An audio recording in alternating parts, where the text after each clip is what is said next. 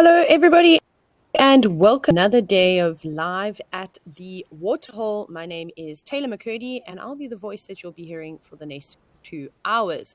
For those of you that have never joined us before, it's a big welcome to you. This is actually a live and interactive show, so yes, it's happening right now, and you can ask me questions. So if you'd like to ask me any questions, if you're watching on YouTube, you can just use the live chat. Otherwise, head on over to X or Twitter, if you still call it that, and use the hashtag WildEarth so we can see your questions.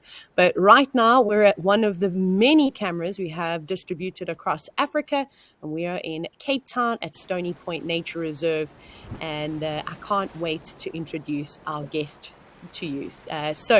For those of you that don't know this, every year since 1993, World Water Day has been celebrated on the 22nd of March, which is very, very exciting. So today I have a wonderful guest from I Am Water, Catherine Wallace. Hello, thank you so much for joining us today. Hello, thank you for having me. Very excited to be here. We can't wait to hear more about the projects that you are involved in and how the rest of the world can get involved with them. But where are you at the moment? I am in Muizenberg in Cape Town, very close to the sea. It's lovely. Oh, perfect. I'm envious because I am a coastal girl at heart. I was born on the coast, but I live now in the safari hub of South Africa. So I'm about 20 hours drive away from Cape Town, about 9 hours away from the closest beach on the east coast, and from the southeast coast about a 17-hour drive. So no ocean for me. No. I joke. Other beautiful things though. Exactly. And actually Mozambique is not too far away. I think that's only like a 4-hour drive. So I shouldn't be complaining too much, but I'm happy that we're in the vicinity looking at Betty's Bay at the moment. So I have a couple of questions for you. I just want to remind all the viewers, if you have got any questions for Catherine, please send them through. We're going to try and keep things all about water, about the ocean, about anything that you can kind of think of, whether you want to ask me some questions or I can direct them straight through to Catherine. So I know a couple of you would have started watching already. But to start things off, Catherine, can you tell me a little bit more about I Am Water and the inspiration behind the organization? Yeah, definitely. So the story starts quite a long time ago. I Am Water was founded in 2010. And before that, the inspiration for the organization came through our founder, Hanlie Prinsloo, who is a ex-record holding South African freediver. And she had the opportunity to freedive all over the world in incredible marine spaces and interact with a wide variety of different marine animals and just enjoy the ocean in so many different ways. And she always came back to the heart, which was wanting to share that with her country, with South Africans, and wanted to create those feelings of connection with the ocean that she felt when she was exploring in the South Pacific with sperm whales and all these crazy, incredible, big marine animals. She wanted to create that feeling of connection here, specifically in Cape Town. And she started I Am Water with the idea of connecting young people to the ocean so that they can fall in love with it and want to protect it. And in 2010, the idea became a reality, and I Am Water is a registered nonprofit organization and public benefit organization. And we do just that. We connect young people to the ocean, and our idea is that when you are connected to something and love something, you want to look after it. So that's our route to conservation, is through connection. And we do this through snorkel workshops predominantly. We have a few different programs, but our main route for that conservation is through snorkel workshops. Oh, fantastic. Well, thank you so much for sharing a little bit more about the roots of I Am Water. It really does sound like an amazing project, and I know that everybody that is watching will absolutely agree with you that if you love something, you want to protect it a little bit more. And that's exactly what the show does. We're able to reach out to millions of people across the globe and educate them. So that's really, really great. I'm so excited. It's one of my goals to hopefully one day be involved in more coastal projects. I obviously stick to inland at the moment, but hopefully in the near future I'll be able to branch out and also start raising awareness and hopefully making people fall in love, as you just said. I have got quite a couple of different questions for you, so I'm going to just run through them, and hopefully we'll get some questions from some of the viewers in between, and then we can start chatting about those too. So you've mentioned a little bit about some of the projects that you're involved in, but where are the main projects focused on? Sure. So our flagship program is our Ocean Guardians workshops, and that happens along the Cape Town, specifically the False Bay coast. And this is a 2-day program that involves snorkeling, exploring the rock pools like this beautiful picture we've got in front of us now, and a beach cleanup combined with a nature walk. And these 2 days happen on the first day at a tidal pool so that kids can explore and snorkel feeling very safe and like they're in a bit more of a familiar environment. And then on the second day, they're in a protected bay area that is not exposed to big crashing waves, but still out in the ocean. And they get to explore a little bit deeper and go into the kelp forest. So that's our flagship. And that's all about ocean conservation and sharing stories about the importance of the ocean so that the kids will want to look after it. We also have our River Guardians workshops, and this is one of our newer programs. It's designed to kind of shine a light on the importance of looking after the entire water table. We don't want to just be focusing in on one aspect. Looking after the ocean also means looking after rivers. Yeah. So this 1-day program is all about highlighting that connection between river health and ocean health and how humans can be a positive aspect and contribution to the health of both of those ecosystems. Then we have our school speaking series. This is by far our biggest reach. We'll have a group of our coaches will go out to schools and deliver a presentation to the whole school assembly at once. And we can reach up to 1,000 kids in one talk, which is really great. Oh, wow. A really good opportunity to start to spark an interest in the ocean. This program isn't necessarily the deepest impact, but it's our broadest impact so that we can start getting those ideas of just maybe that the ocean is an interesting place. Start planting those seeds in the kids' minds. We also have an inclusive ocean experience, and this is an adapted version of our Ocean Guardians workshops for children with physical and cognitive disabilities. Oh, wow. This is something that's very close to our hearts because we need as many people as possible looking out for the ocean and doing what they can to work towards conservation. And that includes everyone. People with disabilities are also included in that conversation. And yeah, we're very proud to have partnered with St. Joseph's Home for Chronically Ill Children to make that happen. Wow. And then we have something that's our scaling model. It's our way of getting bigger. Here in Cape Town, we are kind of at our maximum. We are reaching loads and loads of kids on all of our different programs that I've mentioned now. And we've started to look further afield into how we can share this message on a national level and even a global level. And that's through our Oceans for All Alliance. We have grassroots organizations with similar mindsets, similar missions and similar goals will come to us for a training, a very in-depth training in how to do what we do, using our ocean connection methodology to create these beautiful experiences for children that make them want to look after the ocean. And we have a few different member organizations. We've got Wild Oceans in KZN, an organization called Grootbos Foundation here also in the Western Cape, and our first inland landlocked organization, Diski 99, have joined the Oceans for All Alliance to run River Guardians workshops.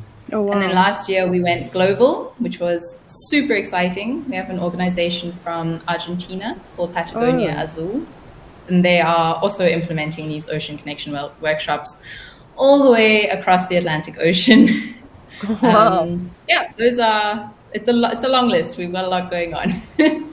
But that's really great to hear. I mean, it's sad that it takes me to host this show to find out about some of these, about, for example, this organization, I Am Water.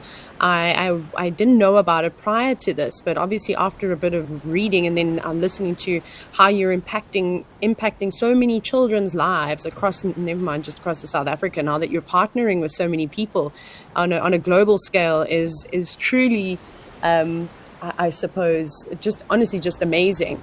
And it is, like you say, with some of the projects, especially, where you've got large groups of children, you're speaking to them, it might be, it's not as in-depth, but I'm sure it's enough to spark that curiosity to want to learn more. And even if it's just a handful of children, who knows, you might inspire some of them to become marine biologists or ocean protectors or water protectors of all kinds. So I suppose everything has its place, which is wonderful. Oh, look, there's a penguin that's just gone into the water now.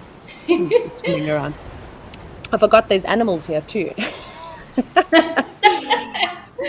Looks refreshing. Yeah, I know. I'm sitting here and it's so humid at the moment going, I just want to dive into that water so badly. Even though it's a bit on the chilly side, I'd take it. I definitely would take it. I think what we're going to do now is we're going to just have... never mind. We've already done a little break. That's all good. Okay, so very, very exciting things going on. You mentioned your coaches earlier, and this kind of sparked my attention. Are these permanent employees, or are these people that just volunteer their time? Because I'm assuming, do you have set dates for the the ocean cleanups and that type of thing, or the 2-day activities that you were talking about? Yeah, that's a really good question. It's something we are very proud of. We don't work with volunteers. We have chosen rather to work with coaches from the same communities as the kids that we work with. Oh, wow. And I didn't mention earlier, we only work with low-income and under-resourced communities, and this is a completely free offering. All of our programs are free to the participants. And we work with these coaches. We train them up. We train them in ocean literacy, in child safeguarding, in water safety, all of the tools they'll need to facilitate these workshops. And we have 27 coaches that work on a part-time basis, and we employ them for each workshop that we do. And the workshops happen during school hours. We have been endorsed by the Western Cape Education Department, and we're able to take groups of kids out during the school day. And during those 2 days, we'll spend those 2 days with the same group of children, and the same group of coaches will work for both days and really get an opportunity to be positive role models in the ocean space to these kids. And also it's an income opportunity, skills development, all of those good things. And it's something we're really passionate about. And actually, what I didn't mention when I was talking about our programs is part of our coach development is we co-designed what's the word I'm looking for? An accredited training last year, and we piloted it. It's with Kath Sita, and fantastic. It is called Adventure-Based Learning. And this year-long NQF Level 4 qualification was designed to professionalize our community-level ocean conservationists. We see that they have so many skills and so much to offer, but without a qualification, sometimes different job applications and opportunities might not necessarily see those skills. So we have done this professionalizing of that sector through our adventure-based learning qualification. Oh, congratulations on being the pioneers. Hopefully, more Thank and more you. organizations will follow in suit and hopefully add on and enhance the program too. That's awesome. I'm definitely going to do a little bit of research about that. That sounds fascinating.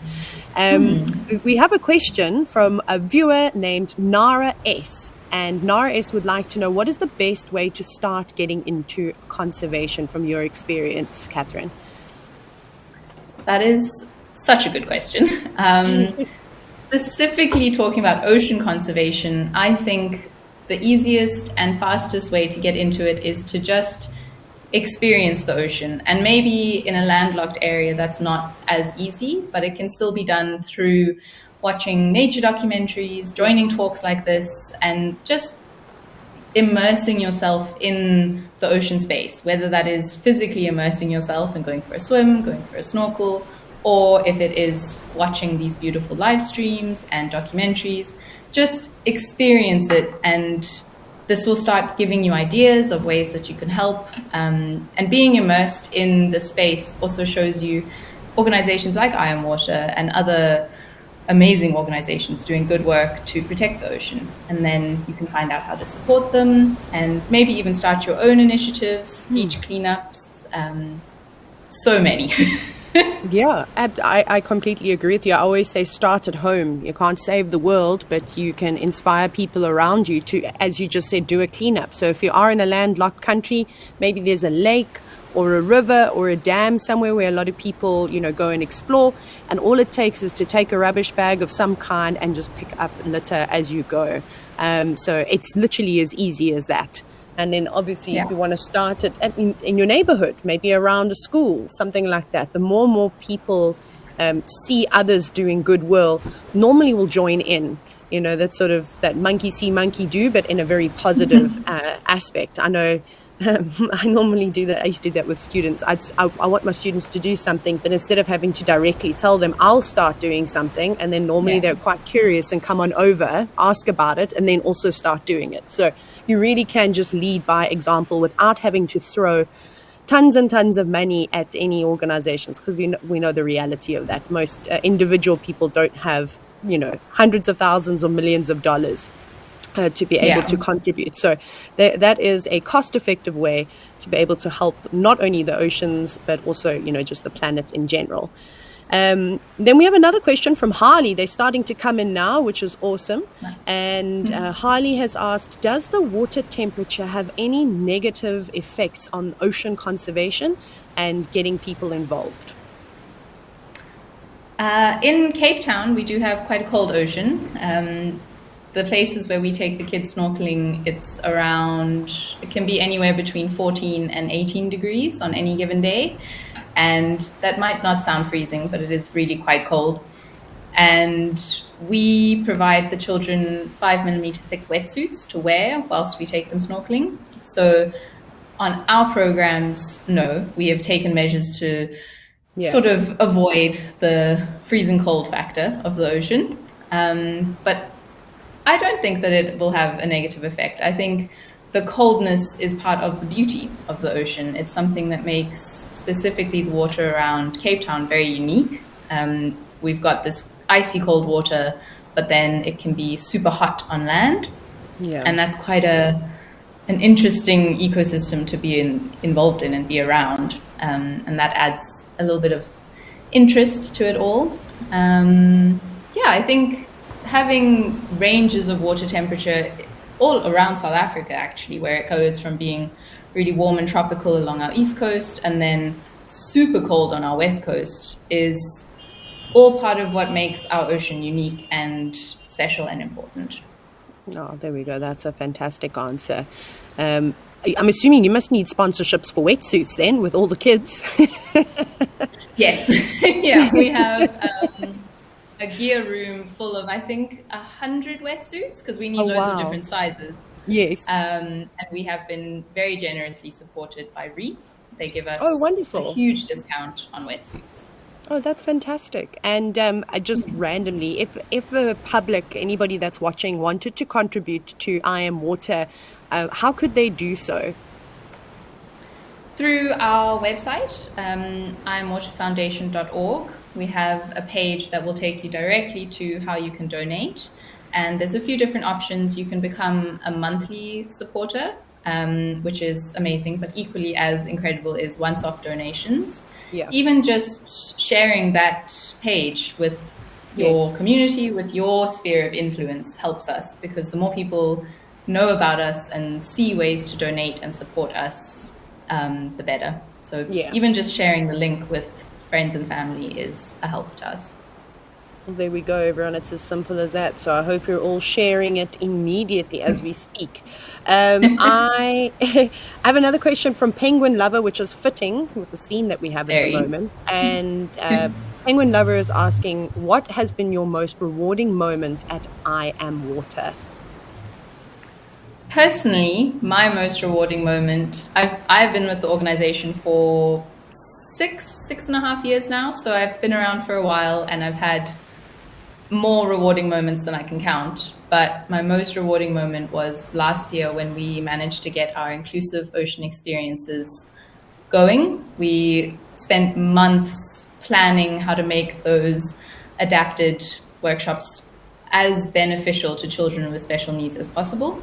And the first workshop that we held was such a key moment for me to see this coming to life. It was really incredible to be able to be part of bringing children who are so often overlooked, especially in outdoor activities, physical activities, bringing them to the ocean and showing them that they can snorkel and enjoy the ocean life and just be part of the whole conservation conversation and have their say.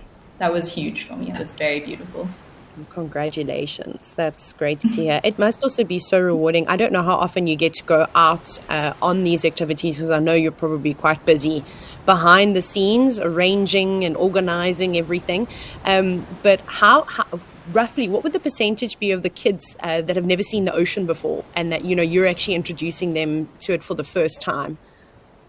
In Cape Town, most of the kids that join us have spent time around the ocean. We actually work with kids that actually live really quite close to the ocean. Some of them can walk to the ocean, but knowing that, it's alarming how many of them can't swim and have a really deep fear of the ocean.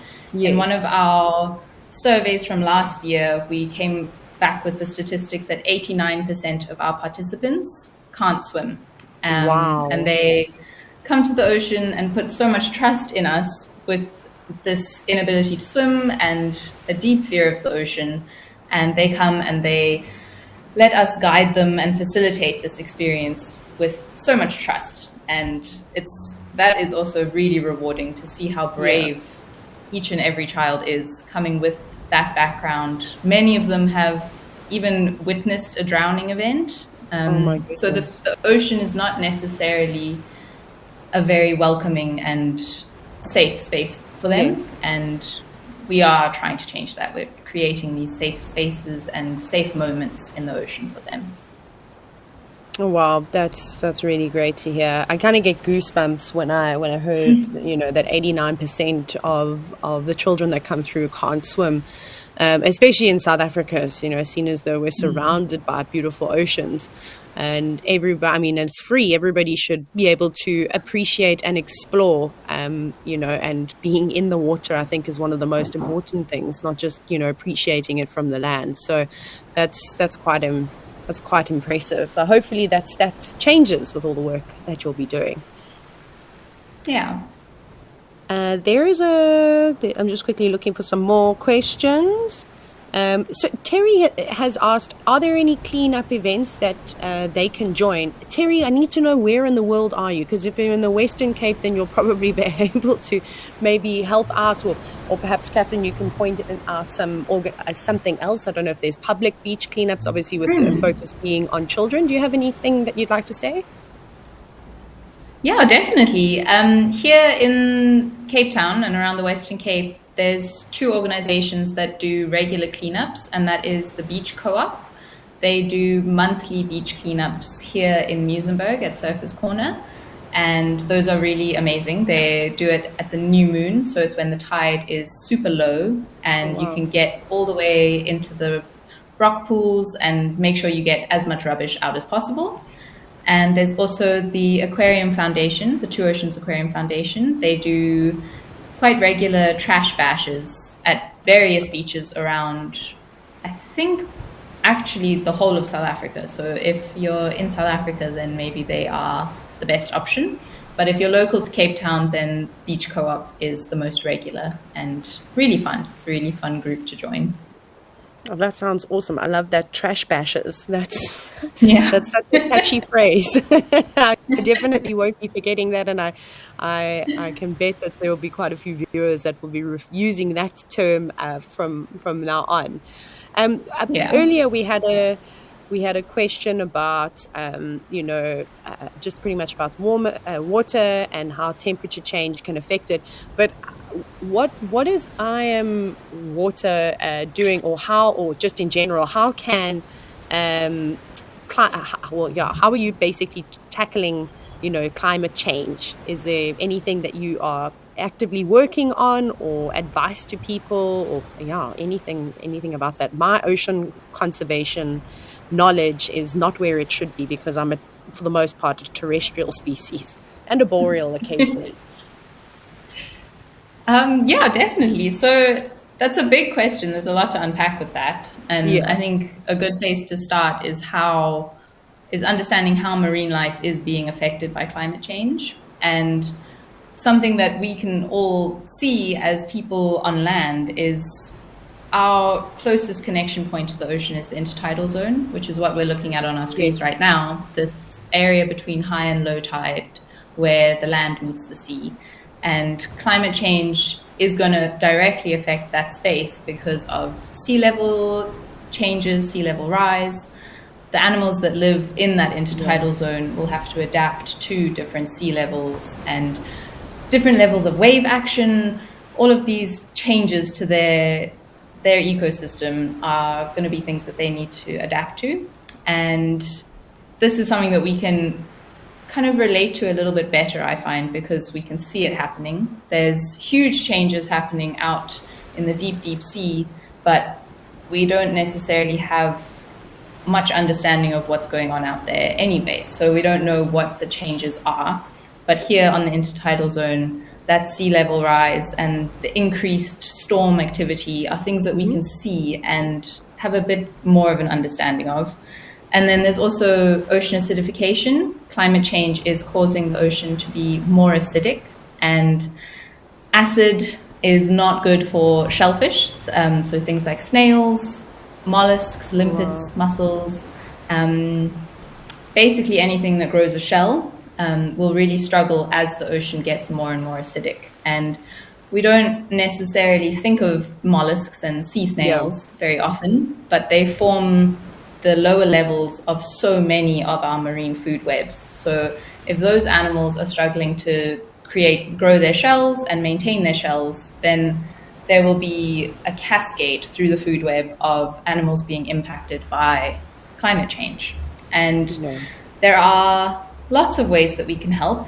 I Am Water likes to advocate for ways that everyone can help, not higher level things that no matter your age, your income, your cultural background, you can be a part of.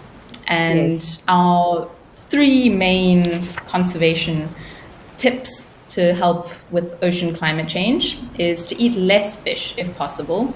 Okay. To completely cut out fish is a huge ask and not necessarily realistic. So we encourage people to eat less fish, and when they eat fish, to try and eat sustainably caught fish.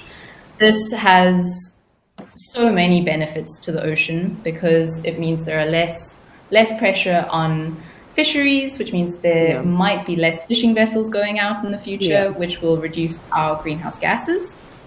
But also it gives the fish in the ocean a chance to replenish and for those fish stocks to grow. The second way is the reduce, reuse, recycle. And this is something that we can all do in our day-to-day lives. We can use less plastic, we can reuse the plastic that we already have, and we can recycle that plastic when we are done with it. These are things that if we can incorporate them into our habits, it becomes just second nature. And then the last thing is to talk about it.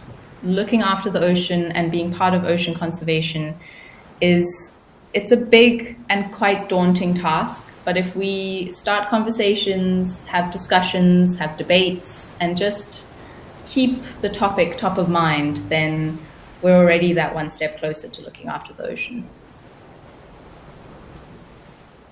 Well, there we go, everybody.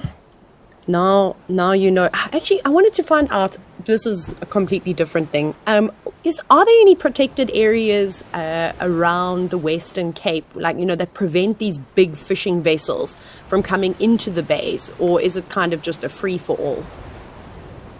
Yeah, there's lots. We have amazing marine protected areas in the whole of South Africa. South Africa has 42 marine protected areas and counting. Oh, wow. Hopefully there'll be many more moving forward. And these marine protected areas are spaces where there are different amounts of protection in different areas. In some, you are not allowed to fish at all. You are not even allowed to take shells from the beach. It is completely a no-take zone where the whole ecosystem needs to be left exactly as it was when you arrived. And then there are other zones with varying degrees of protection where you're allowed to do certain types of fishing, but not others. And then there are areas that have a lot more freedom where you can do a lot more. And these marine protected areas are really key because they are spaces where those marine animals can thrive and reproduce and just live happy, healthy, long lives and spill over into areas where fishing is allowed. And it's a win-win for the ocean, but also for fisheries, because for a brief period, there may be less availability to fish and to those different fisheries resources, but eventually the stocks will grow and spill over into those other areas. No, that's awesome. I would like to just remind everybody, because this is something that I think we are all guilty of.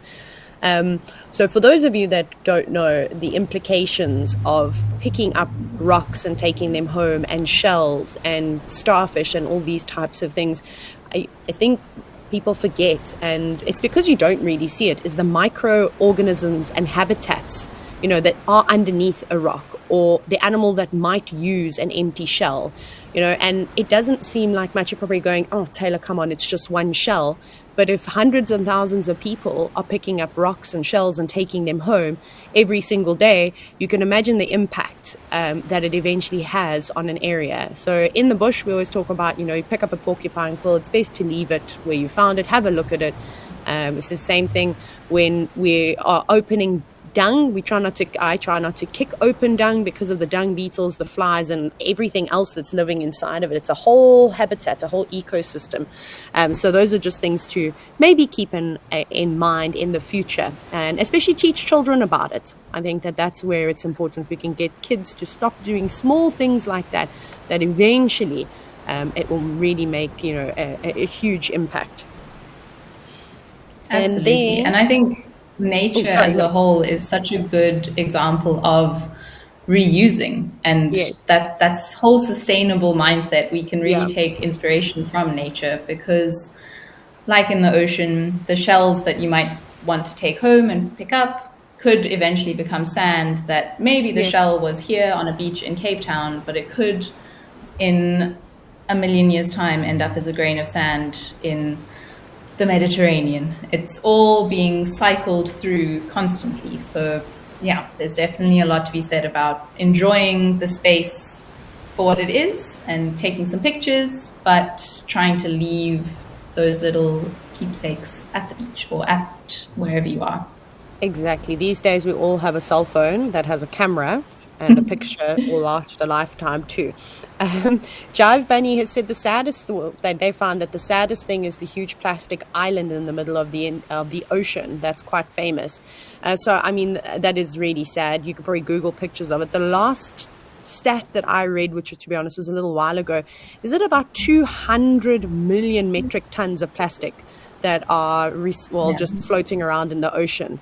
as we know it, which is it's quite a scary thought. So again, I think it's important just highlighting what you said about, reducing your plastic intake or making sure that you recycle. And if you're unfamiliar with how to do this, you can literally type it in on YouTube and there will be thousands of videos of how to get creative and how to reuse plastic. And if you can avoid it, having glass containers, there's so many grocery stores these days all over the world where you don't have to buy your grains in a packet, for an example, or any seeds. You can take your own jar, they weigh it, and you can take it away in your own container. So just making small changes like that, the more and more people we have doing that, again, it's just, it's all for the cause, for the greater good. Yeah, I think also to add to that, my brain just went completely blank. I had something to add. Do it all the time. You do that on the show about 10 times in 2 hours. It's so embarrassing. It's come back.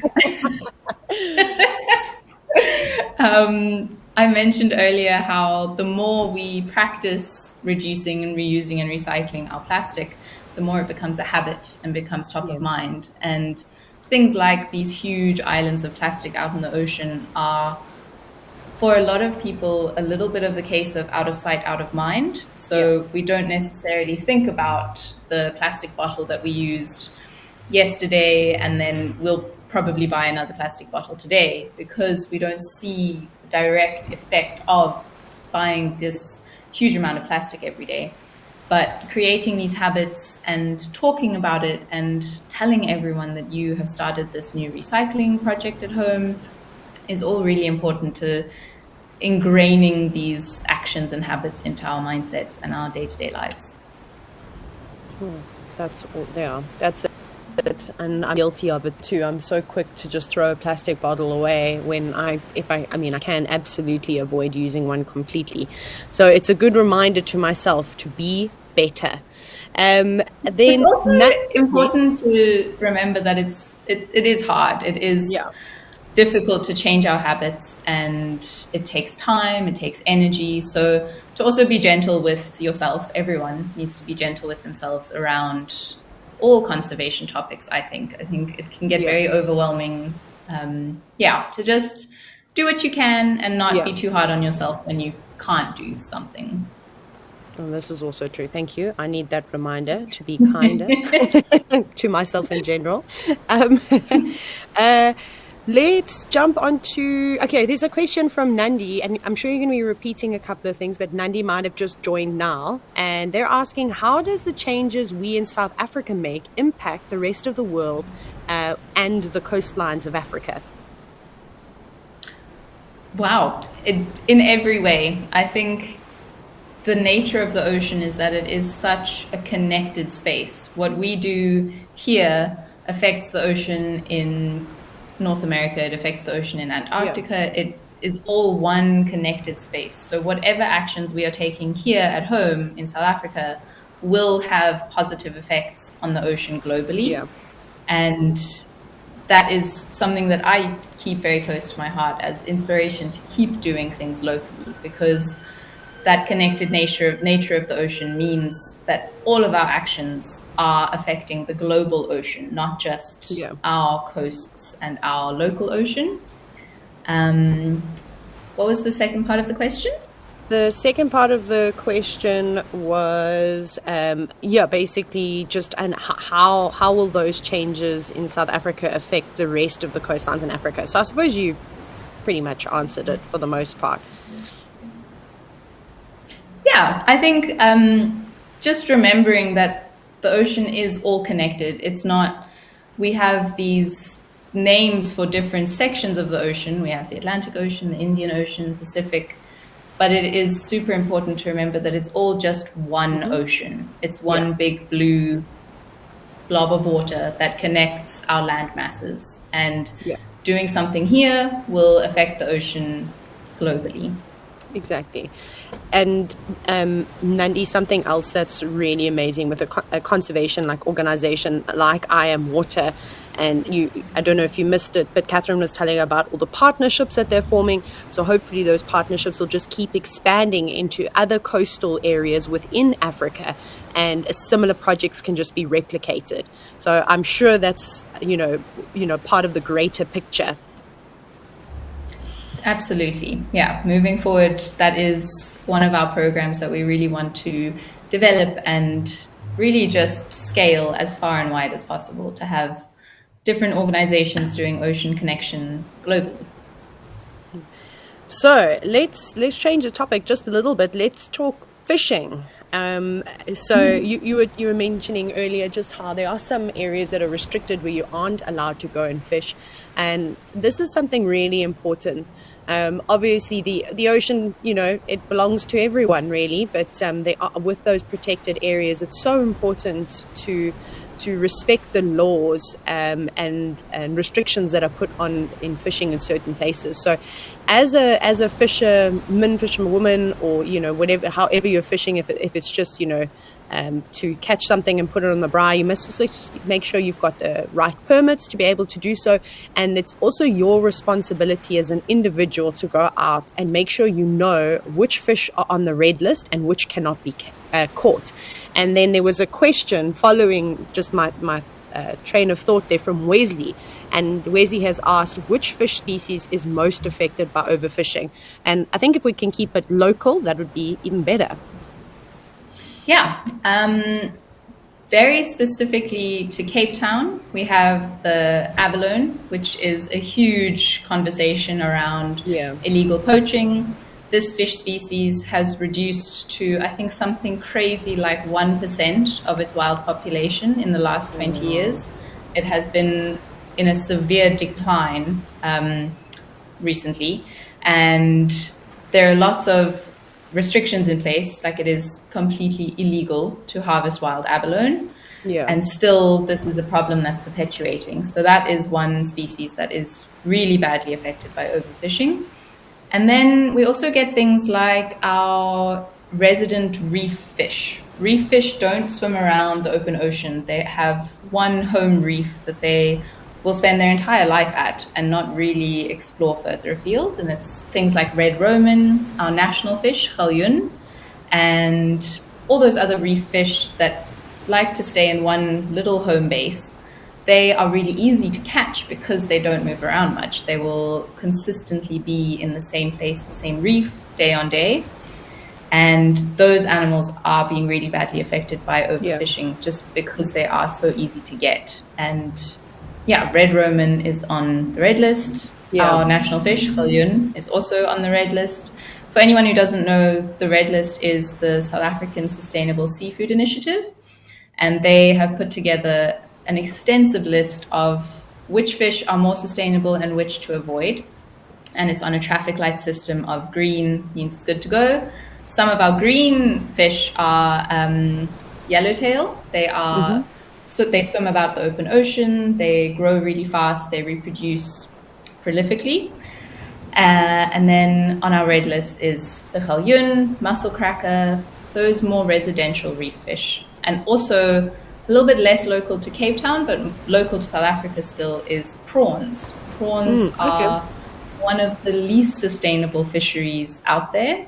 When a net will come up with the goal, like the target species is prawns, only about 4% of what is actually caught in those nets comprises of prawns. The rest is bycatch. And sometimes that bycatch can be used and is sold and is put to use, but sometimes it is also completely put to waste and ends up dead back in the ocean or completely removed from the ecosystem but not used at all. We've actually got some kids who are now jumping on board, but I want to ask one more question just about abalone, seeing as though we were just speaking about protected species and endangered species. And Spas Lankov was asking, is there any abalone around Betty's Bay or the Stony Point area? And what are the authorities doing to protect it? There is, and The restrictions around Stony Point and Betty's Bay as a whole are very strict. Even wearing a wetsuit on the beach, you will likely have authorities come and ask you what you plan on doing, with what ocean activity are you going to be doing in your wetsuit. And that is because it is a heavily poached area, and it is quite incredible to see that it is also an area that is well monitored and has a lot of marine rangers are out there looking after it and asking people questions and making sure that they are respecting the space. There's definitely still a lot of abalone in our ocean, but it is nothing compared to what it should be, what those wild populations should be today. And there are loads of really amazing aquaculture projects where abalone are being grown in tanks, and this is super sustainable because it's not being taken out of the wild. So we can still have abalone and enjoy abalone if that is what you want to do. Going through the aquaculture route is a much more sustainable option than any wild caught abalone. Oh, so Spas, just as we have anti-poaching units patrolling in the air, on foot or by vehicle, and quite often also using drones, similar objectives will be for the marine guardians as well. And I growing up on the coast, I'm from the Eastern Cape, where there is thick abalone poaching. I remember as a young girl, and even just recently I was in St. Francis, and I couldn't believe how many little boats were out at night, gathering around the rocky areas. So that's how most people do it. They'll go out on these small boats with scuba gear, and they fill their bags, and they'll sometimes leave the bags with the abalone in it and come and fetch it at another time. But it's quite something. And in fact, that was the first poaching that I was ever introduced to as a young girl. A lot of people would have thought it would have been like rhino poaching and that type of thing. But growing up, that's what I first saw, was people just literally taking from the oceans, which was very, very sad. And I mentioned that there were some kids that have joined. Ella had actually asked, but we've kind of already answered this, but Ella was wondering about more, endangered animals in the ocean. And obviously, speaking of abalone is a great one. Is there any others that you could think of that Ella would maybe be interested in? She's only 12 years old. Awesome. Hi, Ella. Our West Coast rock lobster is another animal that is under a lot of fishing pressure, and that is, a lot of South Africans will refer to that as crayfish. And they have also gone under huge fishing pressure historically, recent history, not long ago history. Lots of people have been harvesting West Coast rock lobsters, and they're very easy to catch because they live between little rocks on the rock pools on the beach. They don't swim around fast. You can just reach in and grab one from between the rocks. And so they're easy to get, which means a lot of people have been collecting them. They're also very tasty, so people like to collect them. And the way that they are now managing this overfishing of West Coast rock lobster or crayfish is through very limited harvesting days. So they have what's called fishing seasons, and they'll close that season to collect crayfish for most of the year and then only open it for very brief periods throughout the year. And this helps the crayfish populations to grow and to just live normal crayfish lives without pressure of being harvested and collected. Wow, that's awesome. So Ella, I hope you learned a thing or two there, and maybe if you're in the area of the Western Cape, you can go out and maybe try and find some of these lobsters. And then we've got another question from Shelby, who's also 12 years old, and she would like to know, Catherine, where your love for the ocean started. My love for the ocean started right at the very beginning, when I was still inside my mom's tummy when she was pregnant with me. We lived in Cape Town. We lived in a place called Fish Hoek, which has a beautiful beach, and she would go swimming there throughout her pregnancy with me. And I'm pretty sure that already then I was falling in love with the ocean. And I've been really lucky and really privileged to have a family that prioritizes spending time in nature and spending time in the ocean. So my whole life I've been snorkeling, swimming, exploring the ocean, and being encouraged to spend as much time in the ocean as possible. So for me, my love for the ocean feels like part of who I am. It's just something that I've always had, and I'm so grateful to my family for instilling that in me. But I don't think that is to say that I couldn't develop a love for the ocean later in life. I think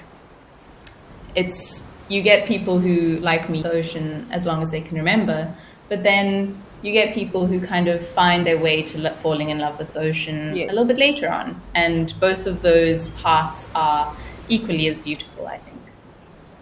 I completely agree. I'm terrified of sharks. I have like this love-hate relationship with the ocean. I know that's completely irrational because I'm a trails guide and I walk in environments where I can bump into lions and buffalo and, everything else in between. So I think I need to come for some lessons on shark training and understand their behavior a bit better so I'm not so terrified and just about walk on water when a piece of seaweed touches my leg. So.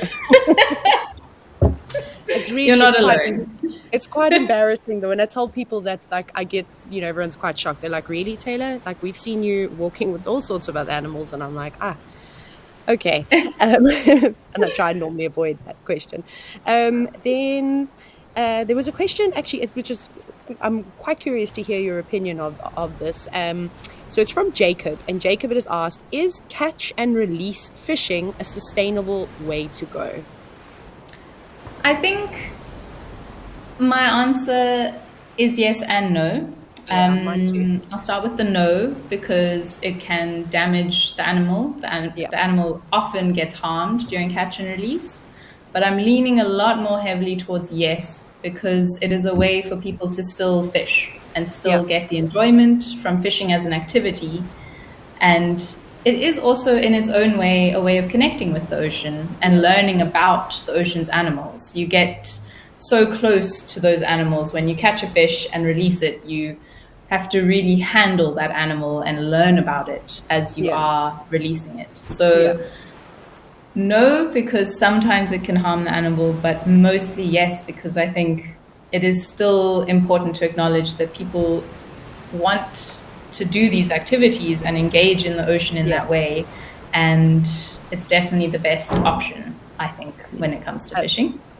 Yeah, I agree with you. I've grown up fishing, mostly catch and release and, occasionally for the pot, of course, no big trophy fishing or anything along those lines. But Jacob, maybe something that you could look at if you are into fishing is perhaps find an organization that also tags fish, that legally tags fish, and that are also then contributing positively towards, the conservation and preservation of marine animals. That might be a nice alternative too. And then you could be in the hands of experts that can just, elaborate a little bit more about a particular species rather than, if you're just catching them on your own. I know that's not always possible, but maybe, something to think about. It's a great point. And then Nara S has come through with another question, and they have asked if there are any coastlines you would love to still visit and get involved in. Absolutely. The place I would love to go to is Antarctica, and I think that is a huge goal and a dream for me personally. I can definitely answer that question for Iron Water as well. But for me, Catherine, Antarctica is where I would love to go and explore and see what projects I could possibly be part of and help. And then for Iron Water specifically, our work is with these under-resourced and low-income coastal communities. So any space globally where we can reach communities just like that and introduce them to the ocean and help them to fall in love with the ocean is somewhere we would love to be. So yeah, the world is our oyster and we would love to just be in as many places as possible. So one of my things that I always try and do is visit different coastal towns when I travel for work. I'm very lucky. I travel, to many different wilderness areas, and thankfully some of them are on the fringes of coastlines. Have you ever been to Kenya or Tanzania?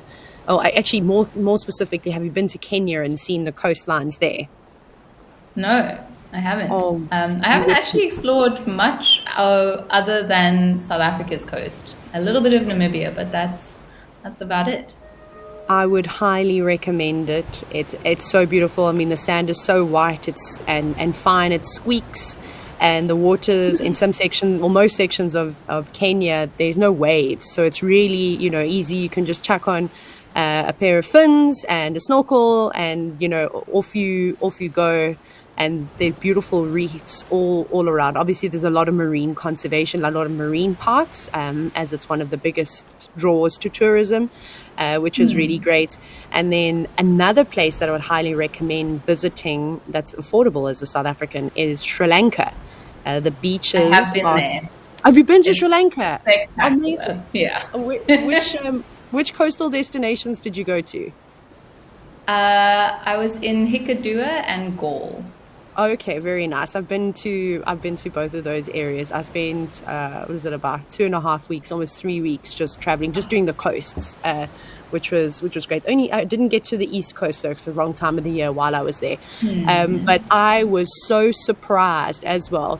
I would like to see more marine protection going on into those areas. I worry about tourism, and I saw lots of people standing on coral reefs, which freaked me out. And but that was another place where I just literally stepped into the water and looked down and saw turtles and all sorts of crazy fish, which was amazing because I just haven't particularly found that in South Africa. But I think I've been going to the wrong places, and perhaps it's my fear of sharks that have kept me out of those waters.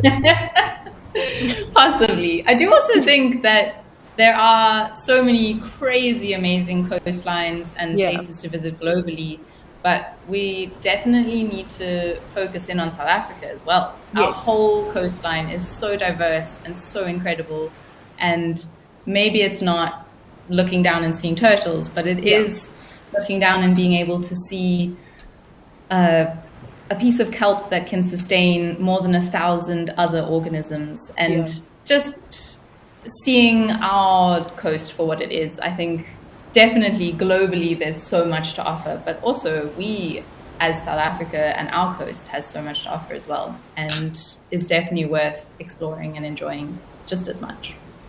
I'd absolutely love to go out and explore the kelp forests in and around Cape Town. That's my goal. So we haven't got much time left. We've only got a couple of minutes. So I have one last question for you, Catherine. Out of all the coastal areas in South Africa, and I know you might be a bit biased being based in the Western Cape, but where is your favorite beach and why? That's very difficult.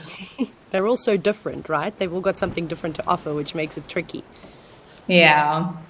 I think my favorite beach is in a very small town called Grootmont, and it's in the Western Cape. It's near Mossel Bay.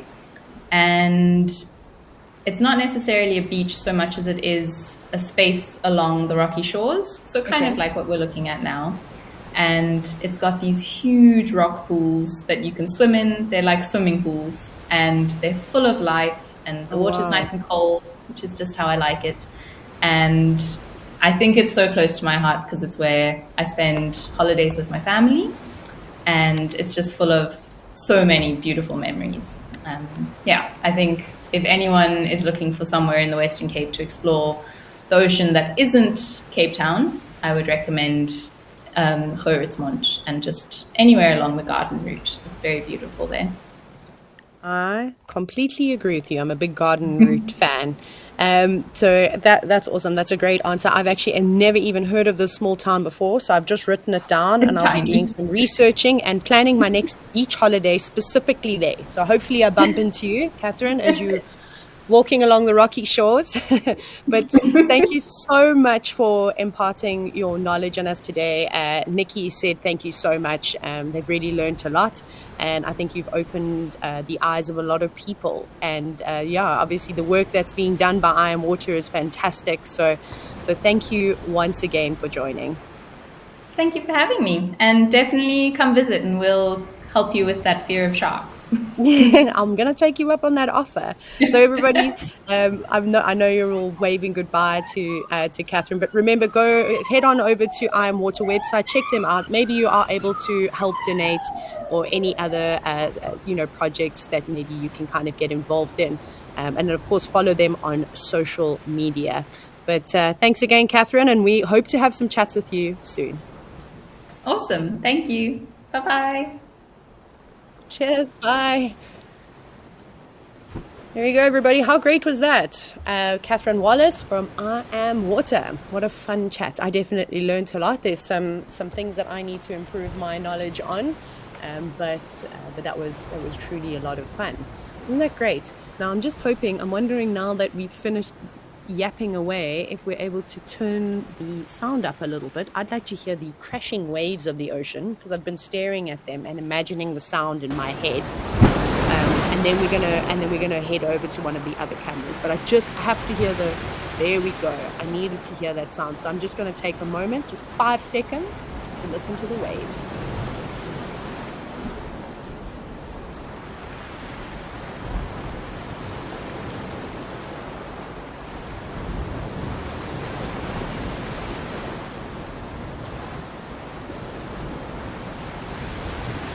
Wow. I feel like that was necessary after the chat that we just had. And this is the sound that I absolutely miss so much. And the smell of the salty sea. Okie dokie, thank you, penguins, and the rest of the marine life around Stony Point. It was great. And sorry we didn't pay too much attention to you, but we will at some point. But right now what we're going to do is we're going to head on over to Oldonyo in Kenya and see what's happening around the Waterhole.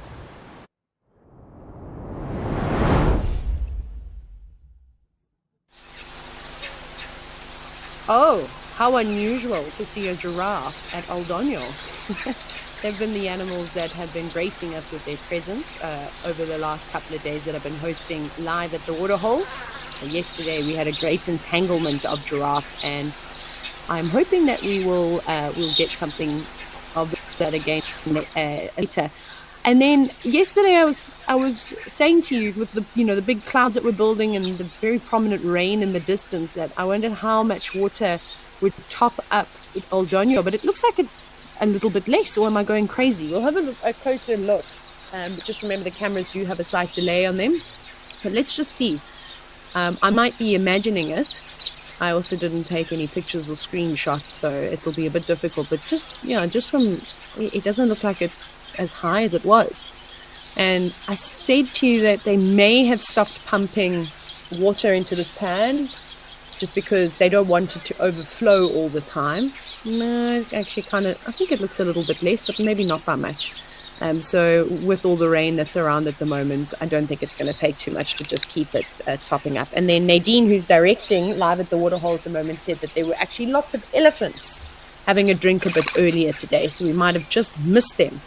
The elephants have changed their drinking times. We need to inform them of live at the Waterhole so that we can catch them here.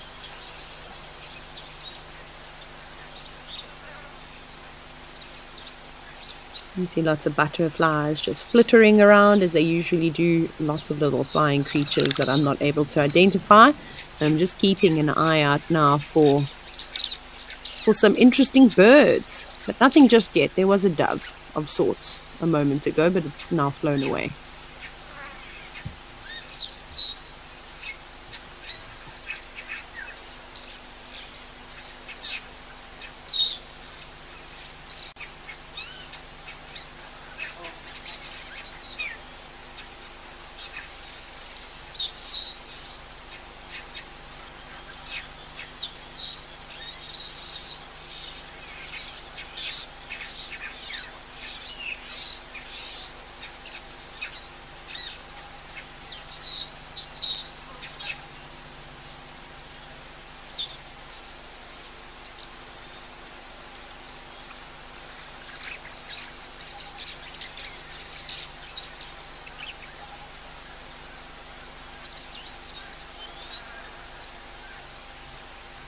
I see Jive Bunny has actually just mentioned that 1 ton, which is one of the famous tuskers of this region, was at the Waterhole this morning. Pity. I haven't seen any big tuskers around for ages, but like I said, it's just, luck of the draw as to when the animals come down and have a drink. They might not, because it's maybe not as hot now. They don't need to consistently quench their thirst and cool themselves off during the middle of the day. Hello. Oh, there we've got the straw-tailed wider again, just sitting right up at the top. And I found, oh, by the way, I found my book. So now I can find the Old Daniel page. I found it this morning, funny enough. But I have yet to add my birds, but now I have to. What else have I got here? Yes. At one time I did an astronomy presentation with Ben. And I'm sure you all remember Ben. Okay, we've got Tembi, we've got Campus Dam, Okokuyo, Oldonyo. There we go. And now I need a pen probably as well. Okay. Oh no, Oldonyo, come back. Oh, sorry everyone, just a little bit of a glitch. Okay, Oldonyo, that's not my actual list. I feel like I have another bird list somewhere. We'll just write it here anyway. So straw-tailed wider.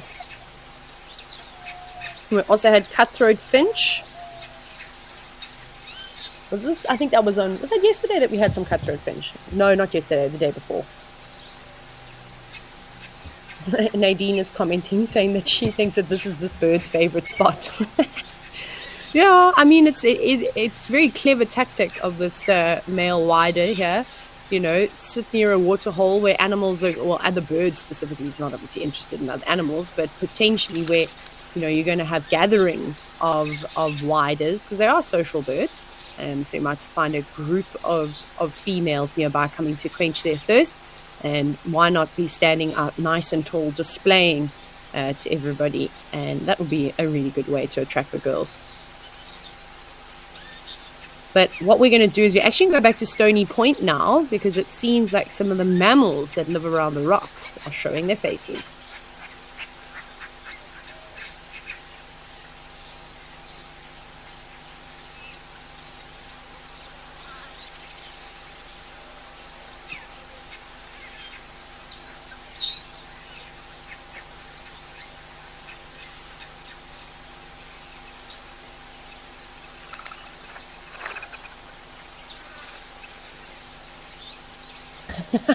Never mind, I believe the Dussies at Stony Point actually just vanished. So the directors are in mission control in Johannesburg will let me know when they've got another view of them. I unfortunately don't have a visual of all the cameras. I just see what I'm told to. But you know what we're going to do? Hang on, you've got to give me just a moment. I need to scroll, and because we've also got a couple of clips that we can have a look at while it's a bit on the quiet side. So not only do we have the privilege of viewing wildlife while it's live, but on days like this where it does get a bit on the quiet side, we can have a look at some interesting clips from the past week. We're at Old Donyo, so we might as well stick here. Let's have a look at a serval that comes for a drink at this waterhole. There we go. We have a serval cat. They're beautiful, very easy to identify. You can see those lovely long legs, very powerful hindquarters, and a much shorter tail than you'd see with a domestic cat. Also huge ears, and already it's starting to snarl at something, so it's unhappy. Did you see that just briefly? And it keeps looking back off to the left.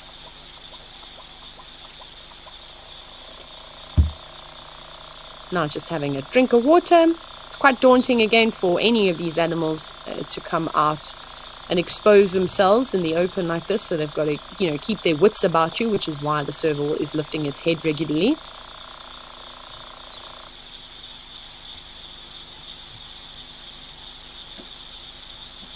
I think it's heard something. Look at the tail as well. Oh, there we go. I don't think that's what initially was upsetting the serval. As you can see, it's fluffed itself out a little bit. Its tail's got quite fluffy. And here we have a black-backed jackal. And of course, They're just nosy. They always just like to come around and have a look, see what else is happening. That was quite an interesting clip. It's always nice to see two predators or just any animals of various species interacting with one another. I think that jackal was quite wise to keep its distance, because I would not like to have tortured by a serval.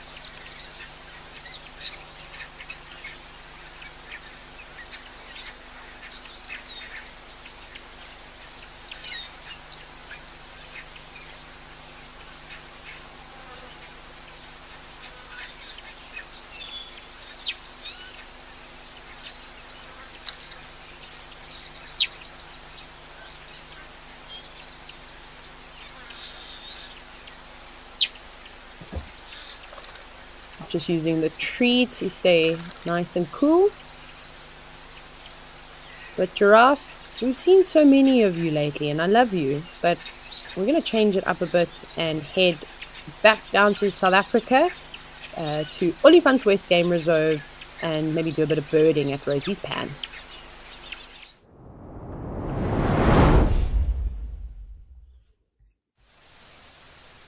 Here we are at Rosie's Pan now, and it's nice and, well, it's a bit humid, but in terms of temperature, I really can't complain today. It's nice and cool and overcast, and Olifants West Game Reserve is literally just a stone throw away from where I'm sitting right now. I always joke and say if I sneeze, the elephants would probably be able to hear me.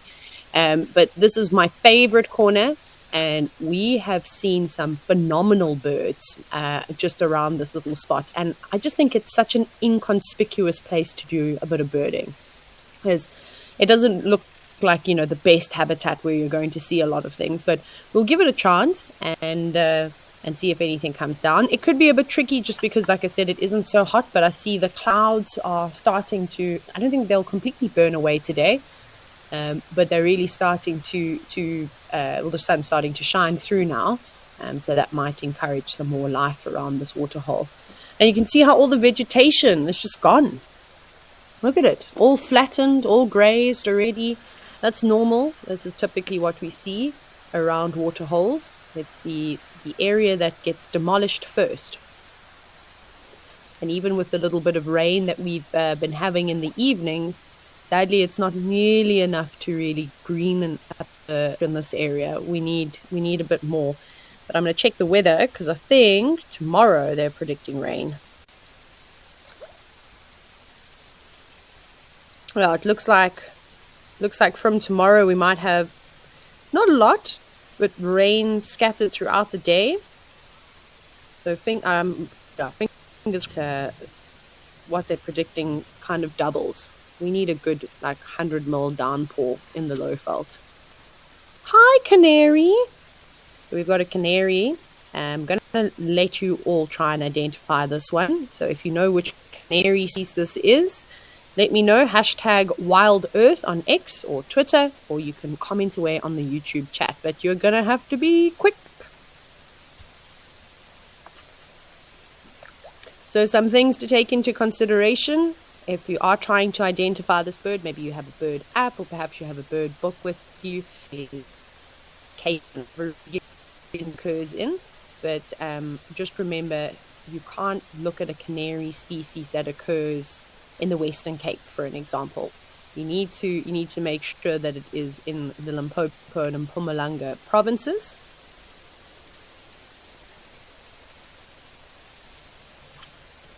Very obvious identifying features are those black facial markings, especially the one that kind of goes down where the cheek is.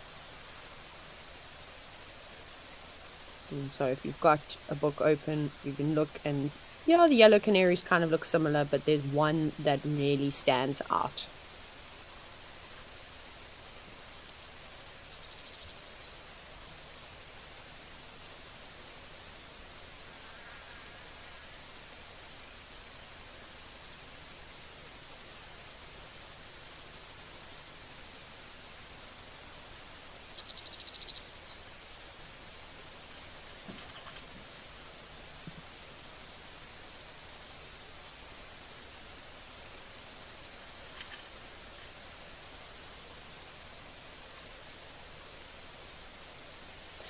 Okay, we've got the first answer that I've seen, and it's from Julian Thomas. Says it is a yellow-fronted canary. Well done. That is correct. So the thing about yellow-fronted canaries is something that kind of just helps me with the identifying features is that they're just kind of quite dark in color. Sorry, I was also moving my beverage away from my computer, so you probably heard the ice going. I have to have ice in everything and hood spray. So look at how dark the back is. Like I said, it's got that black stripe that kind of goes across the eye, one that goes down past the cheek, and then the crown is nice and dark too, so the patch on top of its head. So a yellow-fronted canary is right. Maybe you could have thought it is a yellow canary. They've got similar features too, but they just look a lot lighter in coloration, and they do have a similar distribution as well. But if you look at if you compare the pictures, you'll see that the yellow canary looks like it's just faded is probably the best way to put it. Those black markings across the eye and down the cheek are not nearly as prominent as the yellow-fronted canary. Hornbill's fighting outside now. Go away. Go fight out there. Oh, one has caught a grasshopper. That explains it. So we see these little birds. We quite often see them in groups, in flocks together. They'll socialize with lots of other birds, but right now we're just looking at one individual, and there's not much sexual dimorphism between males and females, so it's a little bit difficult to tell you which one is, if it is a male or if it is a female. But can you hear all the other little birds that are starting to chirp? I can hear some waxbills.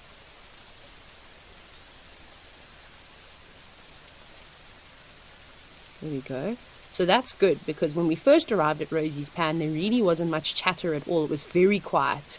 So this means that there's a small group of birds that are starting to move through here. And hopefully that small group will entice even more birds to come through and have a drink together. So we'll go back to our favorite spot where the rock and the log is and see if they've made their way down.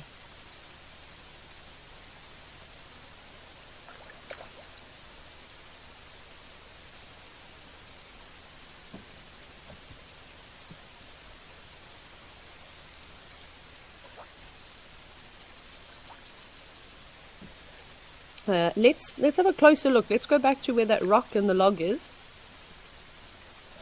And then what we can do is we can just zoom in on that area. And then maybe we see some little birds coming down to drink.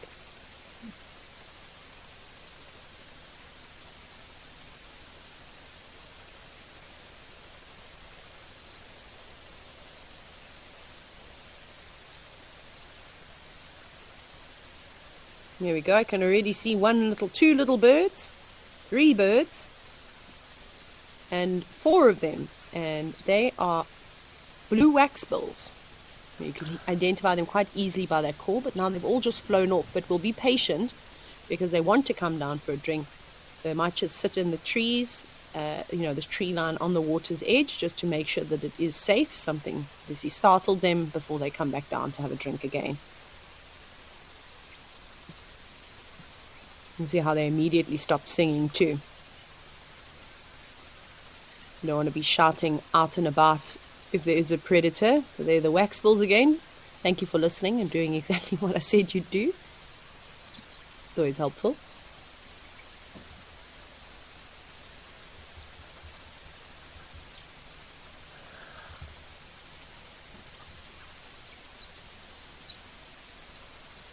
Are we just having a drink, or is there going to be a bit of bathing involved? For the moment, it looks like they don't really even want to get their feet wet. Quick drink, and off they go again.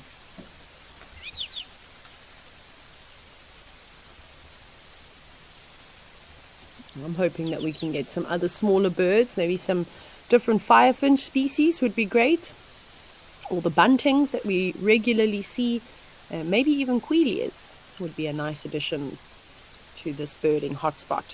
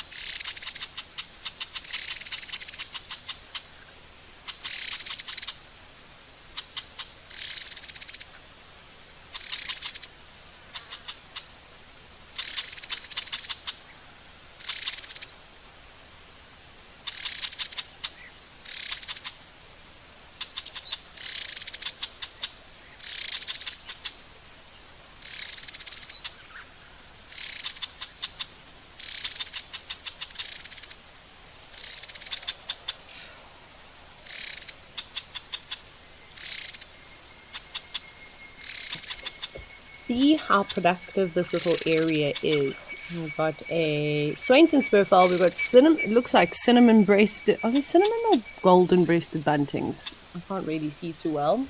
And starlings. It's also a bit tricky to see which starlings those are. Oh, there we go. Golden breasted bunting. I can see that much better now. Thank you very much.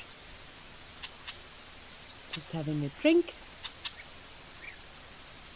Petite little birds. And then the starlings are either Cape starlings or greater blue-eared starlings, but with the light at the moment it's a bit tricky. And then of course we also had the Swainson spurfowl that is on the right, which is one that I haven't seen here before, so I'll also have to add that to the birds of Rosie's pad. So let's have a look at the starling. This looks like a Cape starling. I can't really see those dark coverts on the ears. It also doesn't have very prominent eye color, which makes me think that maybe it's a youngster that has fledged this year.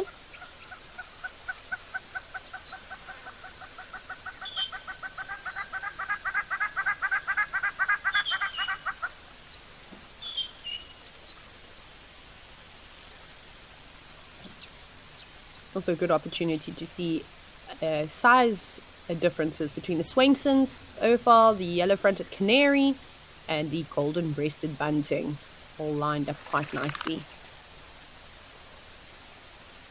Oh, little hop.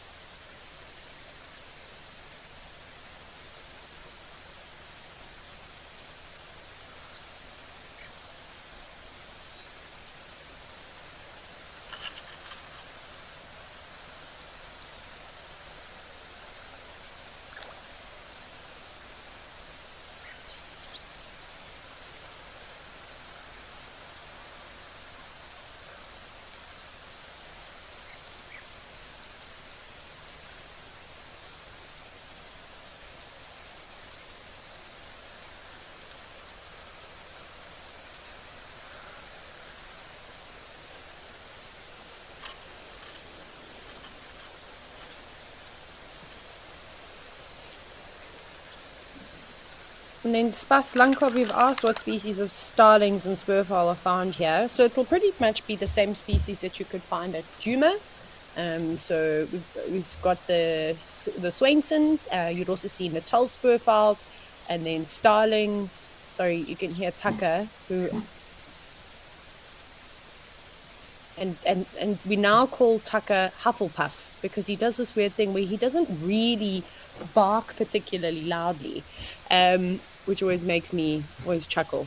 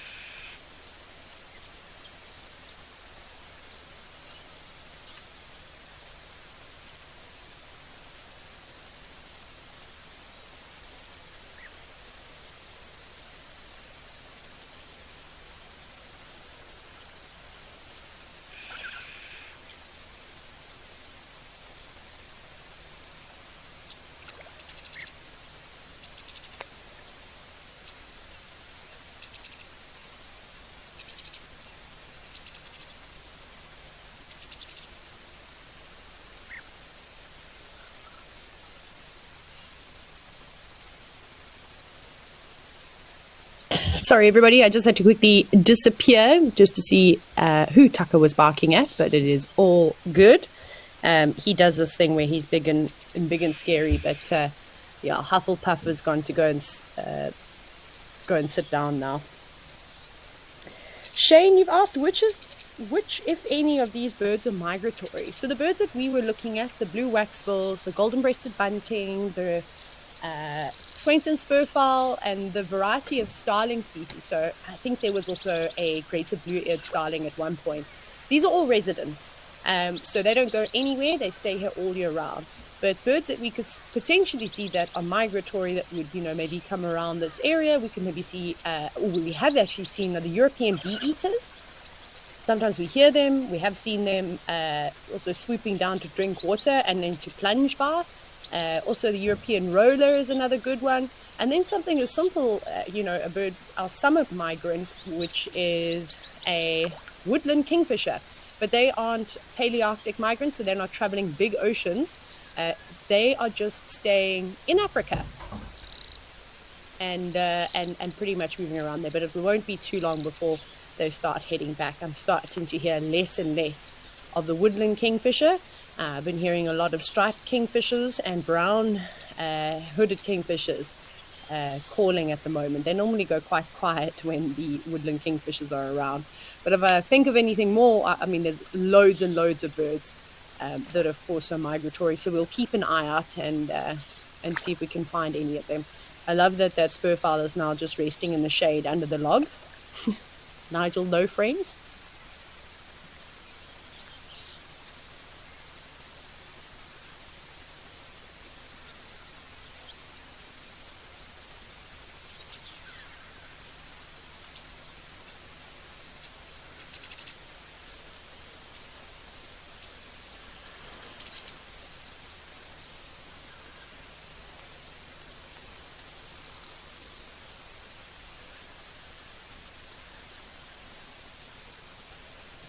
I can hear lots of chirping in the background. We'll be a bit patient. And maybe we get another bird party that comes around. There we go. I can see a couple of birds just landed in the trees to the right. I think it's more blue waxbills.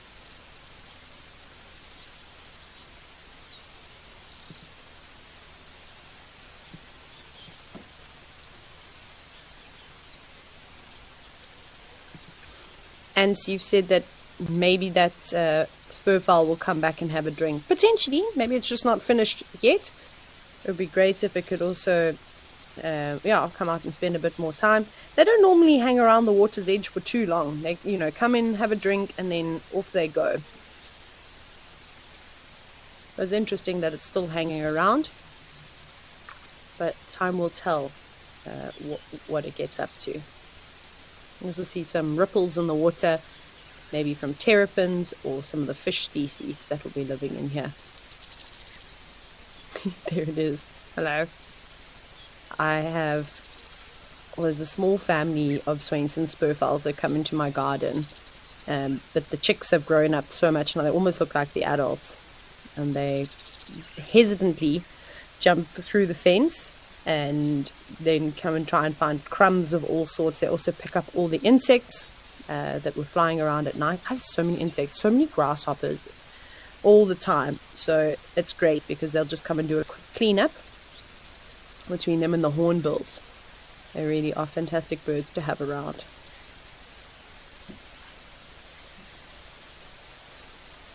Also nice to have a close-up. We don't often get to appreciate these birds on the live safaris just because we know how birds react when they see the vehicles. Once they've been spotted, they panic and they move off. But because this bird is none the wiser with this camera, we have that wonderful opportunity to really inspect it.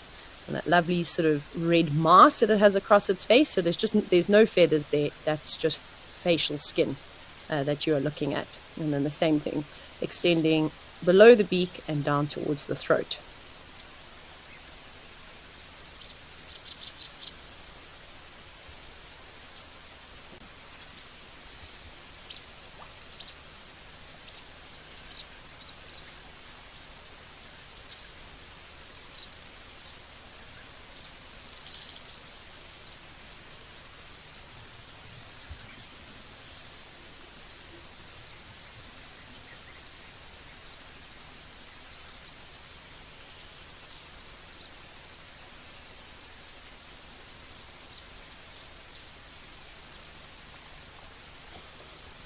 There's not really many birds that you can get a Swainson spurfowl confused with. But again, if you've got a bird book, oh, there's something that's landed. What are you? You're slightly bigger. It's just hopping. I think it's also going to come down to have a drink. Is the what am I trying to say here? The red-necked spurfowl. But if you have a look at the distribution, it's not anywhere near where we are. It's more down on the southeast coast of South Africa. Okay, there's a couple of birds that are drinking. Are they sparrows, maybe? You can see there's lots of birds that have just flown in, so... No, come back. What we'll do is we can maybe just hold our position and see if they come back down. It's always tricky. Well, you can hear the oxpeckers for sure.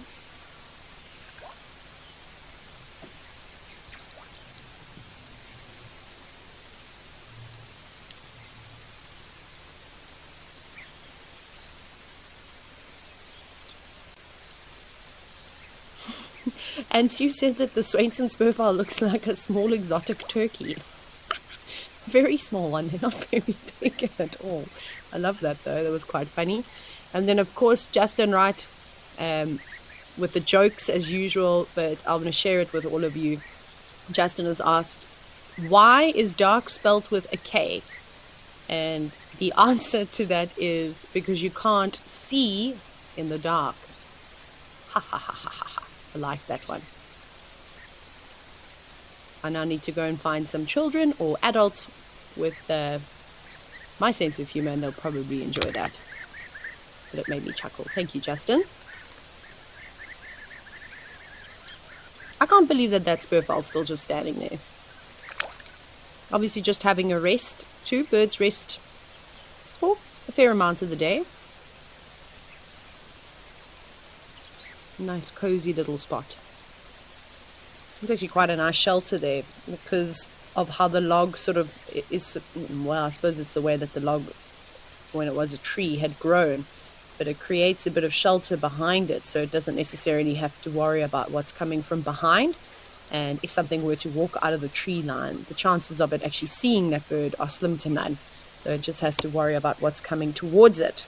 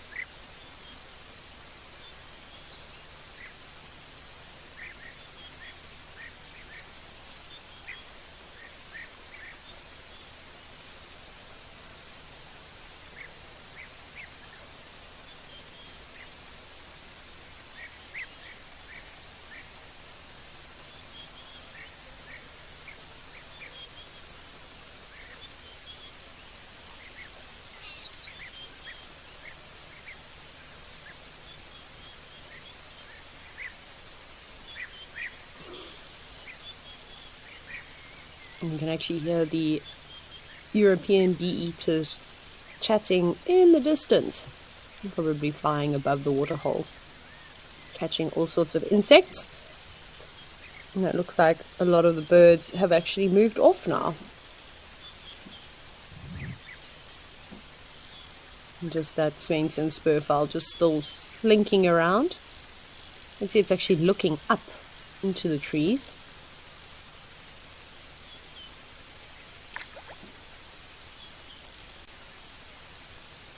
Another good area to do a bit of birding is the side that we're heading to now. There's a small amount of kind of like reeds. There we go. Maybe we can have a look around that section and see if any of the birds are visiting on that side of the waterhole.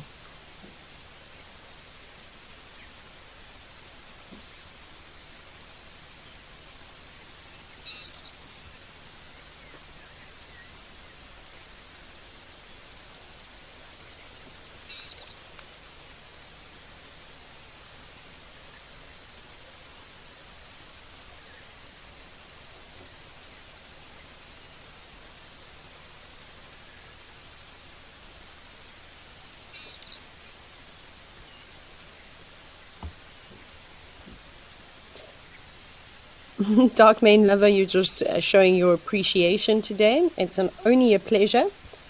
I love hosting these shows. I love having chats with all of you.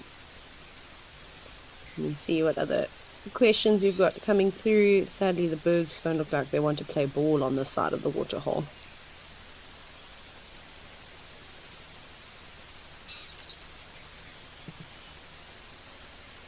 Can hear them.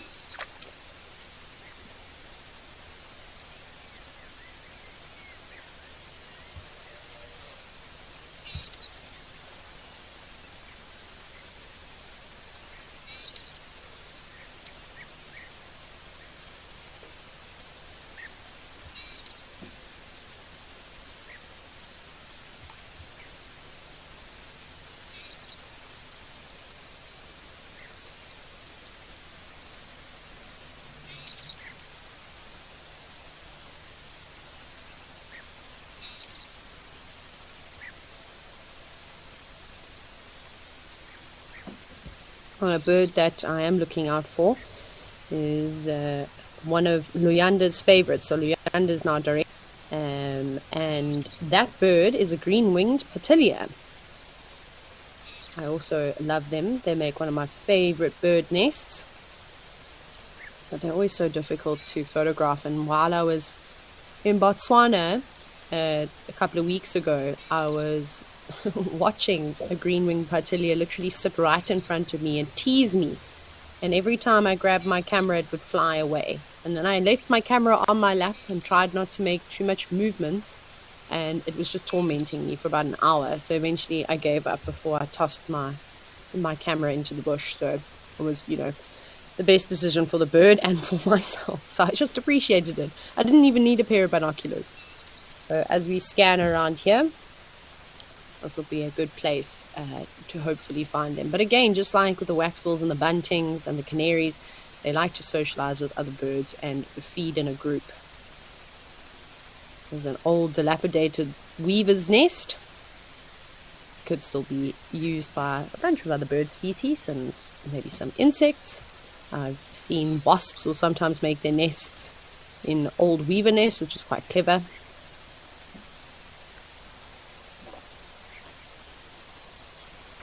And then that cutthroat finch that we were watching yesterday at Old Daniel, we do see those species around here too. They would love to use those nests.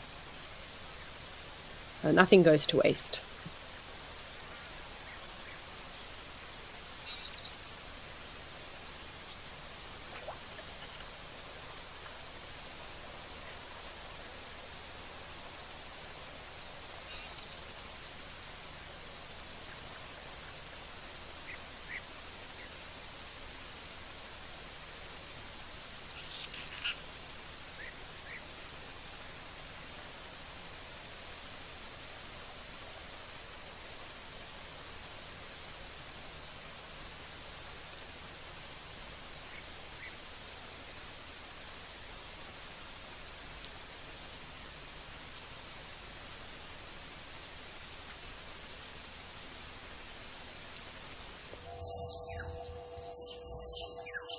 Oh no!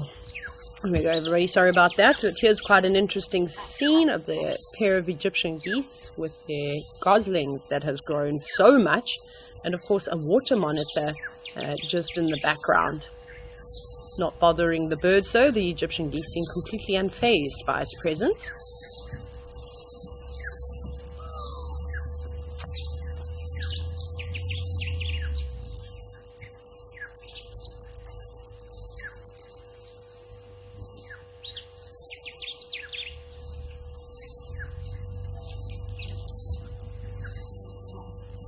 See the monitor's now raised its head a little bit, also just scanning about.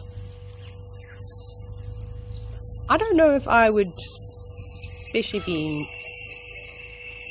a reptile that can't just, flap its wings and take off like the Egyptian geese would be able to do. But with the amount of fish eagles and other birds of prey that hang around here, I would stick to the shadows. Or even in the water, where at least they are able to dive down below the murky surface.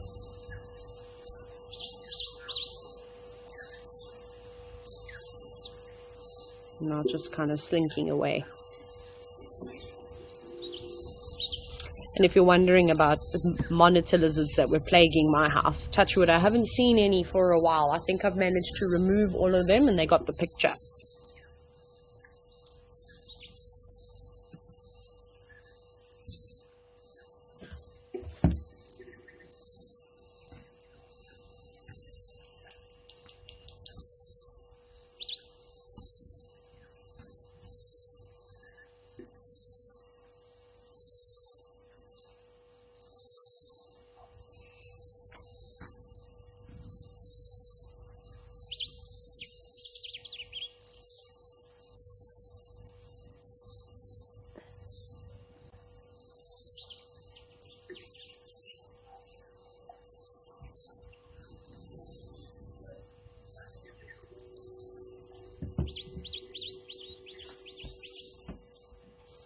Really not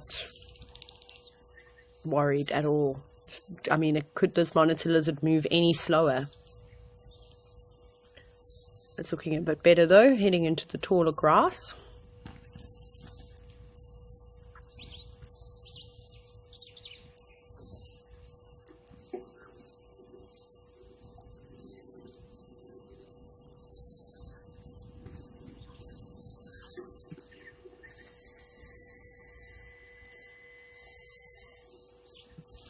Okay, thank you, Monitor Lizard. That was quite nice. But let's head over to Rosie's as some more life has arrived at the water's edge.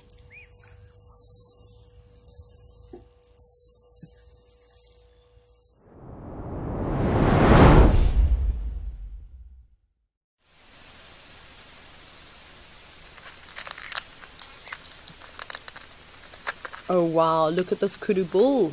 Oh, look at the beautiful reflection on the water too.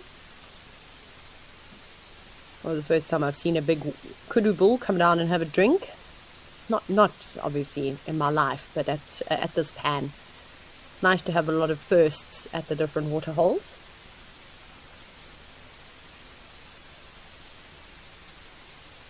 Sandy Franklin, you said that I mustn't forget to pet Tucker for you.